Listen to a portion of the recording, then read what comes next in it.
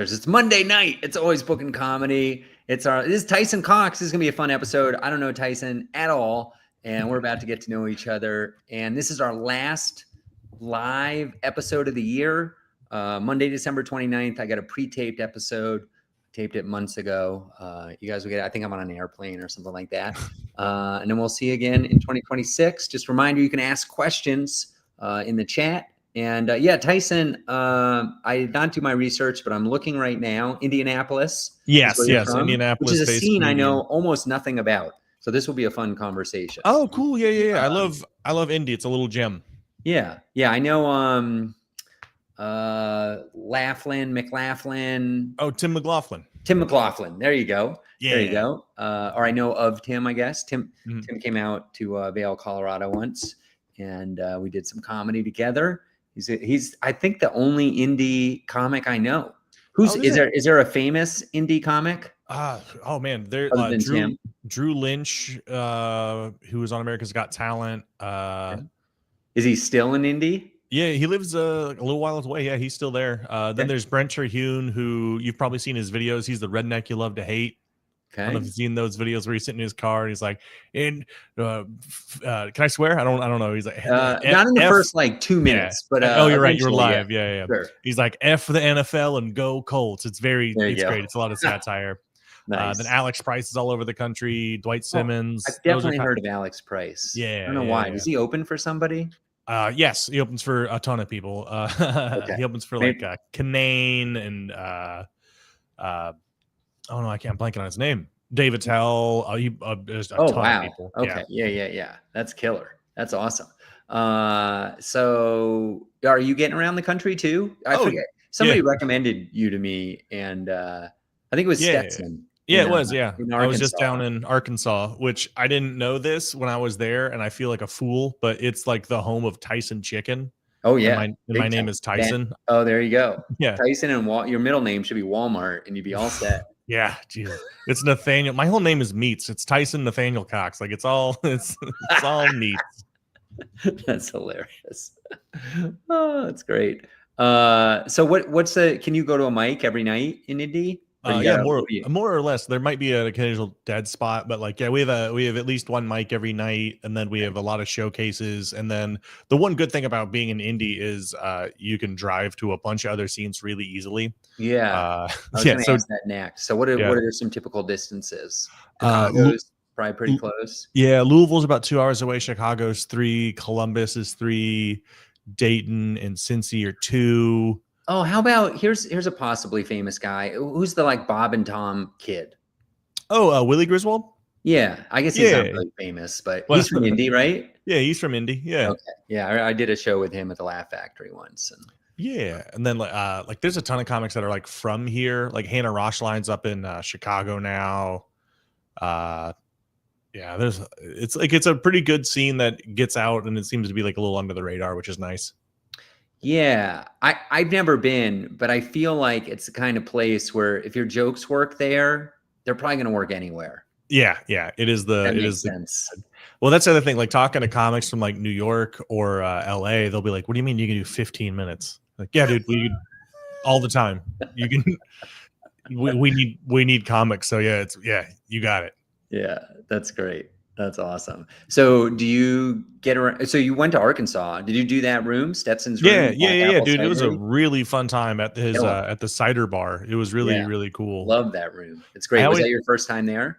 Yeah, first time in Arkansas, I believe, too. Okay. Yeah.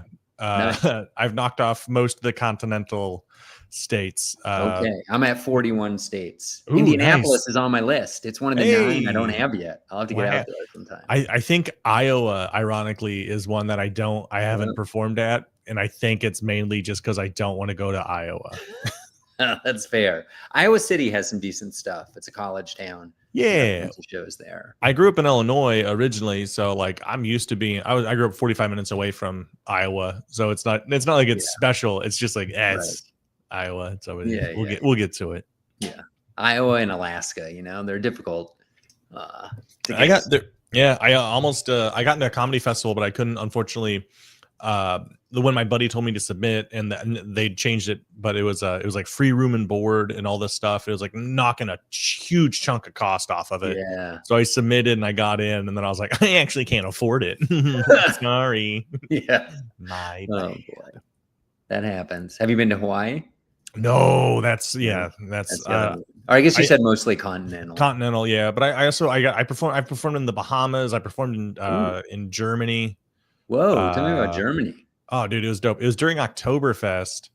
And Berlin or Munich? I went to Munich. We went to Munich, yeah. And so we like turned Did into you go to Oktoberfest? Was that Yeah. while you were there? Oh, Yeah. cool. Neat. It was the main goal was me and my buddies went to Oktoberfest, and then we hopped around a bunch. We went to like Kaiserslautern and then like Bratislava and Budapest. We're here and we're in Europe. Let's go. It's all right here. And then we even flew to Athens because it was like a $200 flight.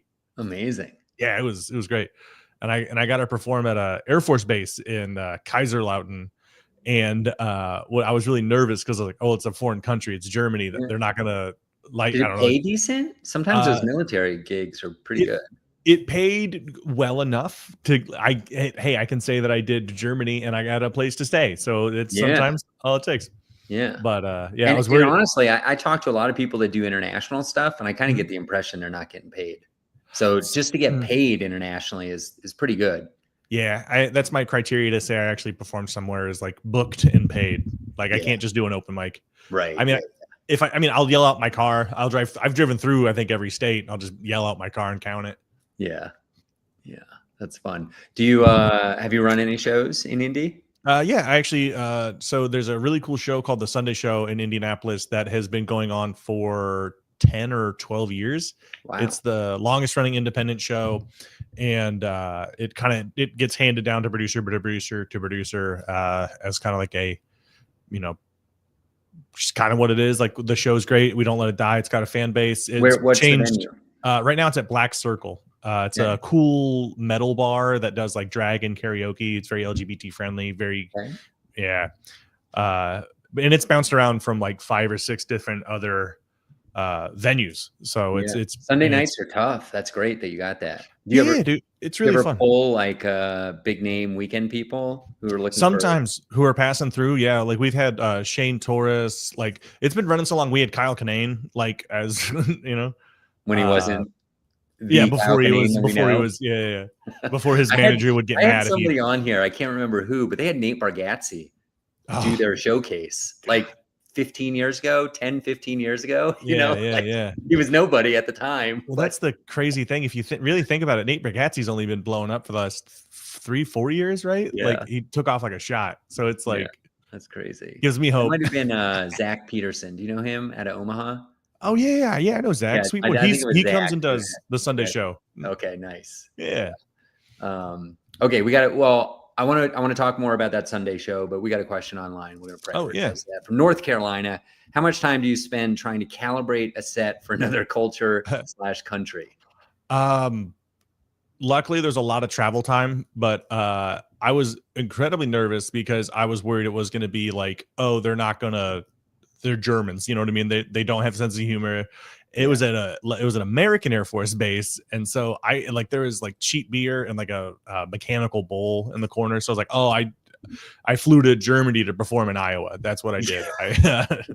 Yeah, it almost feels like an Air Force base would be. Is that what you said, Air Force? Mm-hmm, mm-hmm. Yeah, it would be kind of like performing in America because it's all Americans and or the German spouses that. Oh, okay. Yeah.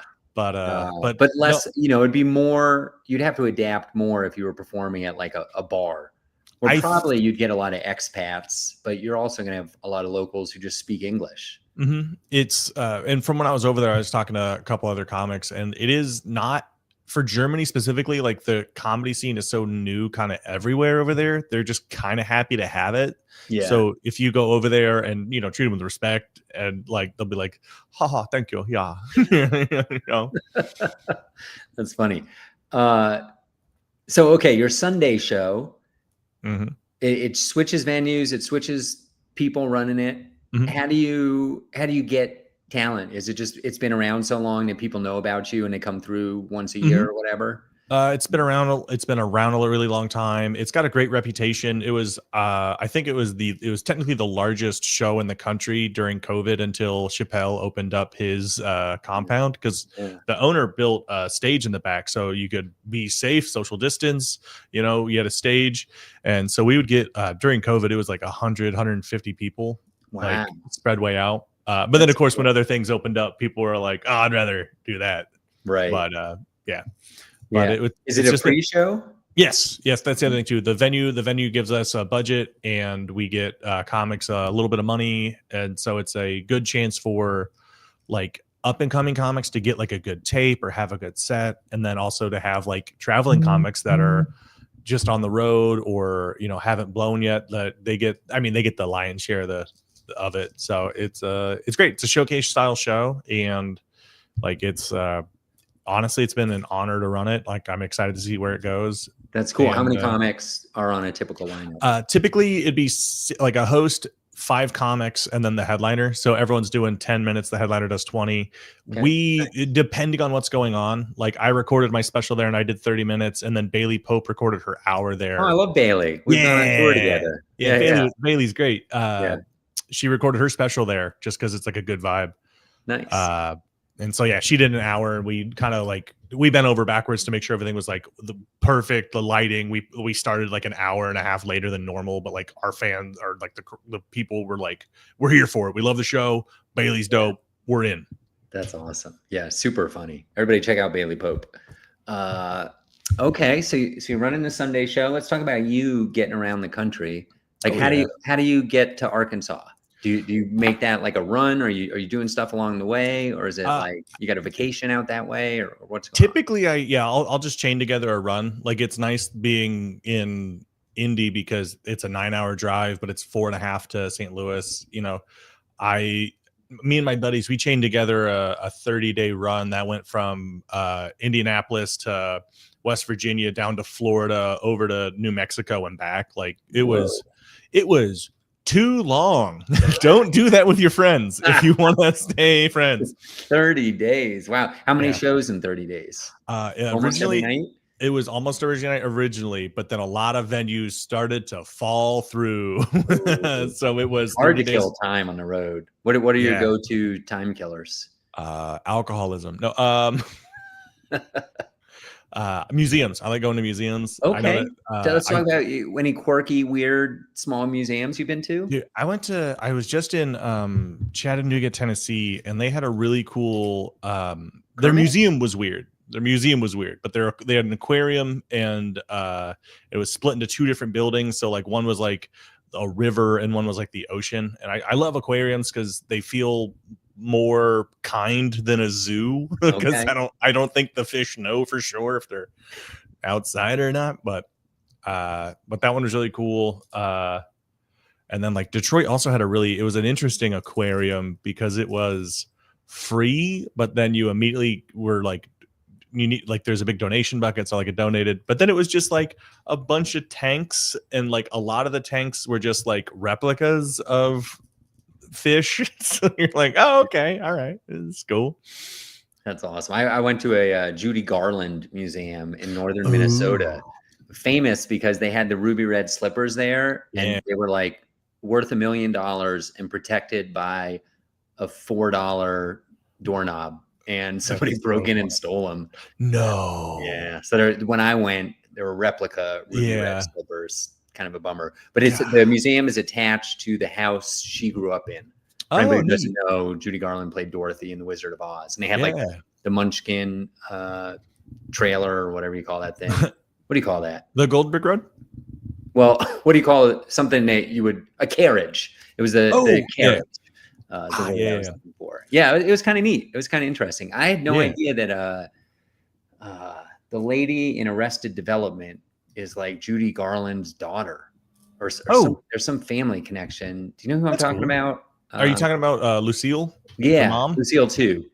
Not the mom, but Lucille 2, the second Lucille, the one that Buster dates. Oh, that's Liza Minnelli, isn't it? Yes, Liza Minnelli is Judy Garland's daughter or granddaughter or something. I had no idea. I don't know if I'm totally making this up, but Nepo baby. I there was knew a it. story about Liza Minnelli at the museum, and I was surprised about the family connection. Also, Judy Garland, hardcore drug user, turns out.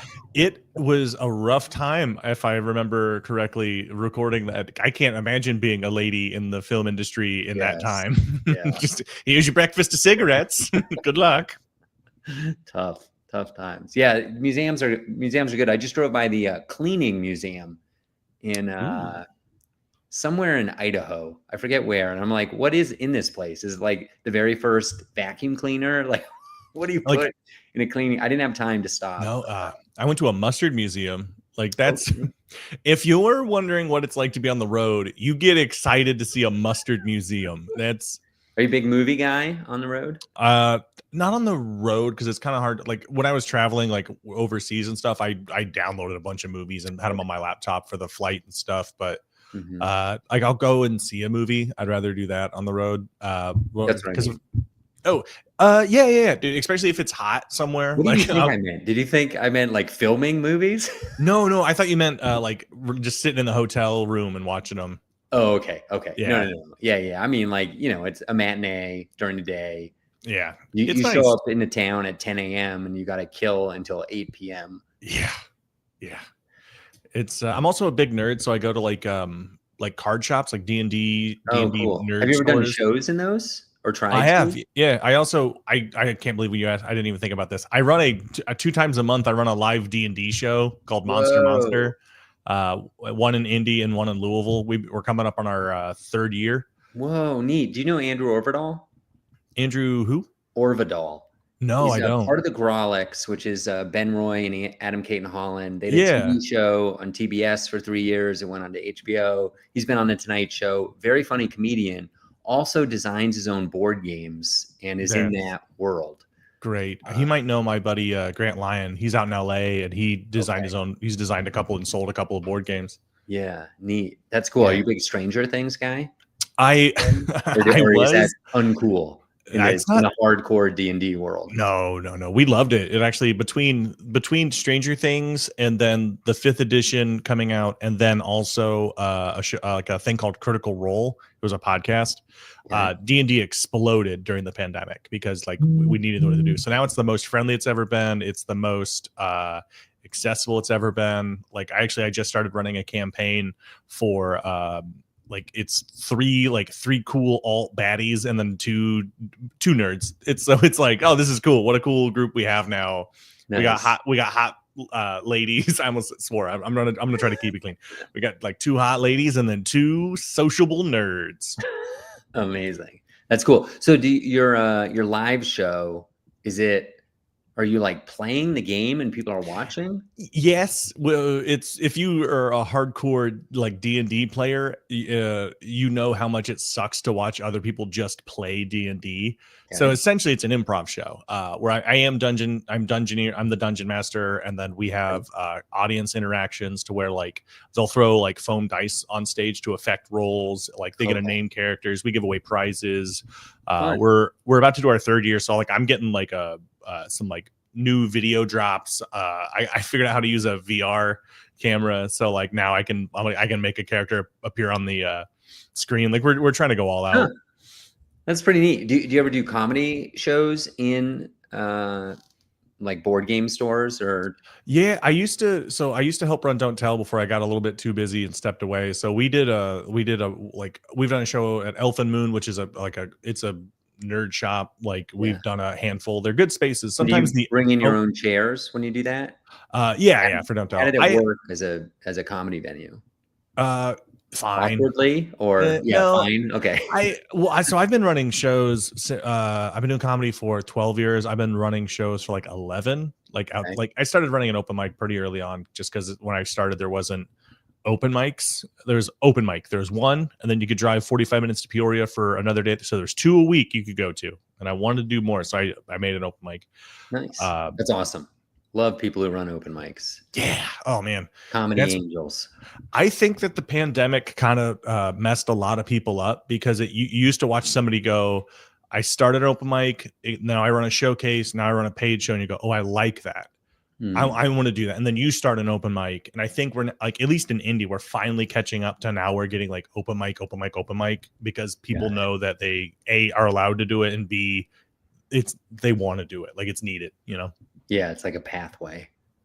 Yeah. Interesting. But in that, like I've been like in running the shows for that long. I used to run a charity show at a brewery that allowed like dogs in. So we would do it in the dog park sometimes. Like I've love all the experience of it because it has made me such a better producer and comedian. Because I stopped running the charity one. It was a really good cause. People came out and had like, they did support the show. I just kept hearing the comics that I'd get to a headline to be like, you know what? I was surprised this was fun. You're like, that's not good. That's funny. Yeah. I've done a lot of weird venues, bowling alleys, barbecue restaurants. And I do enjoy, there's some kind of perverse joy in pulling off a good comedy show in a space that doesn't look like it should be able to accommodate a good comedy show. Like once you've been doing it 12 years, you figure out like just where to put the stage. There's an art to that. Like when you can put it anywhere. And convincing a bar owner or a venue owner to be like, no, we shouldn't put the stage right next to the front door and the change machine. We should probably do it in that small little back area. And that's where we should do it, where no one's at. And they're like, right that next makes to the sense pool to me. table that they're going to continue to use. Yeah. I've gotten to the point where I don't run shows if they don't let me turn off the TVs. You know, I'm like I'm not. I got stuff to do. It's not worth it. Totally. Any crazy things happen on that 30-day road tour? It was really fun because it was like a lot of DIY bars. Like they didn't do comedy normally. Did you bring like a PA and stuff? We brought, it was me and my buddy. So I have two like 1200 watt speakers, and I basically can, if it's just me in the car or me and a buddy, I can have a whole comedy club in the car minus chairs. Right. Okay. So I have a spotlight. My buddy he doesn't half-ass anything. So he bought a trailer. So we were getting 12 miles to the gallon. Luckily, he was sponsoring the tour, so I was like, "Oh, thank God!" I would have lost so much money on this. Yeah. But there was just like, I mean, it was honestly, it had one of the best shows that I've ever done because it was this town in, I think it was Safford, New Mexico, that had nothing else going on. It's an oil town or like a something like that, where it's like there's nothing going on. Everyone has money. They want something to do. And so we did it, and people bought like we're talking to the venue owner. Like we've been running at a $15 ticket, as we feel that's pretty fair. It's cheap enough. And the guy goes, "No, I'll do 30." So we were like, okay. Yeah. And we did $30 tickets, and we sold out like almost immediately, and people like had a great time. And it was like, it was one of those shows where they're laughing at setups. You're like, oh, this is gonna be a good time. Yeah, those oil towns rule. I've done a bunch in North Dakota and Montana. They have, like, I sell merch, and you're selling stuff hand over fist. It's awesome. What is like a casino where everybody's like, the last thing they want to do is turn over a quarter. Yeah, because it could be $1 million. Yes. What is your merch, if you don't mind me asking? No problem. Mostly stickers, but I also wrote a book. I do pretty well with the book in certain places because the margins are huge. Cost me about $4 to print one of them, foreign change with shipping, and I sell them for 25 or 30 bucks autographed.